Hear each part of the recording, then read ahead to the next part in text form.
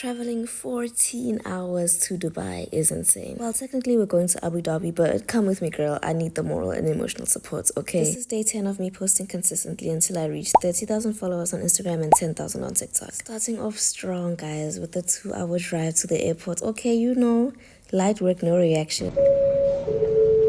Also, guys, it wasn't the best experience at the start. Like, they delayed us so much. The baggage services took so unnecessarily long, guys. By the time we got to the security checks, we saw that our boarding gate was already closed and we had to start rushing through the airport with the security helping us. It was just really upsetting, guys, and not professional. And even throughout the flights, I don't know if you guys can see in the videos, I'm trying to like take aesthetic videos, but the turbulence was a little bit crazy, like all throughout, not just the beginning and end of the flight. It wasn't all bad because obviously we did have like movies and music and food and everything like that, but that's just obviously like expected on such a long flight. But this was my first time being on a plane that has Wi-Fi, so that was really interesting. And it was also scary. Like, I felt like I was doing something wrong, because if you guys know, usually when you fly, you know, using your own data and stuff like that can interfere with the flight. We landed in Doha, guys, and it was really cool to see this airport in real life because I've seen it on TikTok, but I'm sure it looks much better in the day when you can really see all the nature and the water and everything. And then we were on a bus to take us to our next plane. I think that took about an hour. Also, guys, on the first flight, we didn't even like take off the time we were supposed to leave. By 1 p.m. our plane was supposed to leave. We only like left at 2:30. Like, the plane started to go in the air. These must be clear at all times.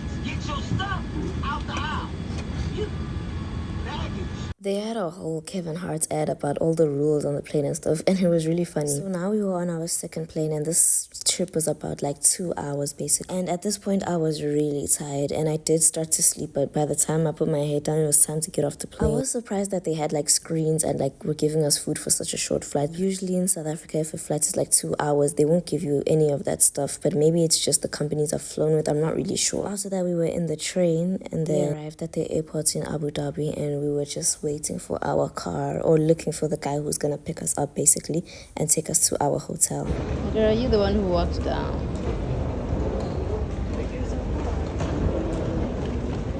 We finally found the guy and our limo arrived. Then we drove to our hotel, and I don't remember how long the drive was, but it was really long. I started to get really excited as I was like seeing the buildings and all these places I've seen on social media, but I was really sleepy, so we finally got to the room. And if you want to see what I get up to in Abu Dhabi and Dubai, because this is a 2-week trip, make sure to follow me and subscribe to my channel.